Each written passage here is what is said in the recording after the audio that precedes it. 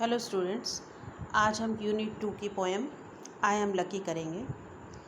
इस पोएम में एक बच्ची का जिक्र किया गया है जो कि हर चीज़ को, अपने जीवन की प्रत्येक चीज़ में पॉजिटिविटी को शो करती है और भगवान का आभार व्यक्त करती है कि आपने मुझे जो कुछ दिया मैं उसमें ही खुश हूँ। यानी कि वो जीवन में जो भी चीज़ें हैं उन सब में कुछ ना कुछ गुणों को देखती हैं।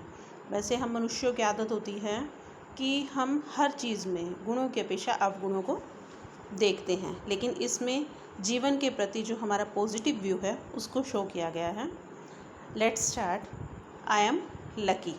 लकी होते सौभाग्यशाली, कि मैं सौभाग्यशाली हूँ। If I were a butterfly I would be thankful for my wings.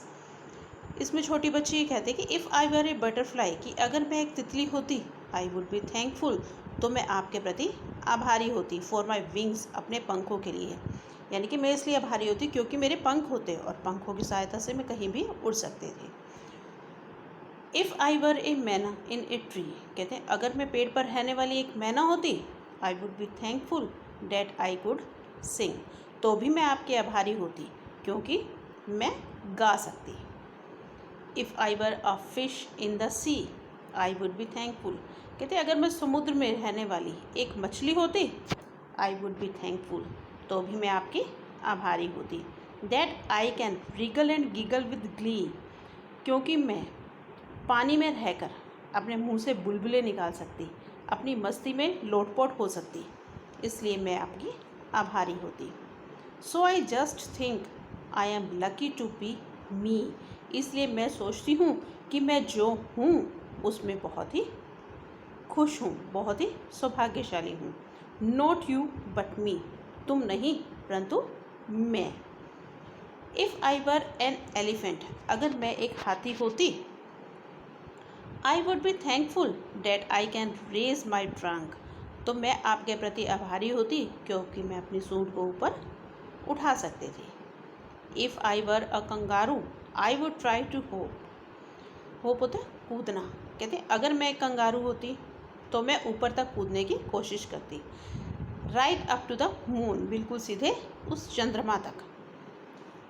If I were an octopus, I would be thankful for my 8 arms, कहती अगर मैं ऑक्टोपस होती, ऑक्टोपस क्या होता है, ऑक्टोपस एक पानी में रहने वाला जीव होता है जिसकी 8 भुजाएं होती हैं।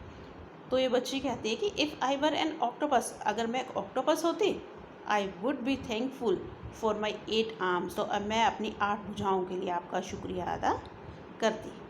सो I just think I am lucky to be me, इसलिए वो बच्ची कहती है कि सो आई जस्ट थिंक, इसलिए मैं सोचती हूँ I am lucky to be me, कि मैं जो हूँ वो मेरे लिए बहुत ही सौभाग्य की बात है। नॉट यू बट मी, तुम नहीं परंतु मेरे लिए, तुम्हारे लिए नहीं लेकिन मेरे लिए। What do you think you want to be, तुम क्या बनना चाहते हो, तुम्हारे विचार में तुम क्या बनना चाहते हो। Do you want to be like me, क्या तुम मेरी तरह बनना चाहते हो। और जस्ट यू, और या फिर तुम्हारी तरह, जस्ट यू, तुम्हारी तरह। तो इस पोएम में हमने देखा कि कैसे उस छोटी बच्ची जो है हर चीज़ में एक पॉजिटिविटी देखती है, एक गुण को देखती है। जिस तरह कंगारू है, कंगारू के अंदर क्या गुण होता है कि वो ऊंचाई तक कूद सकता है, तो इसलिए वो बच्चे जो है उसके कूदने के उस गुण को लेकर भी खुश है कि अगर मैं कंगारू होती तो भी मैं आपका आभार व्यक्त करती।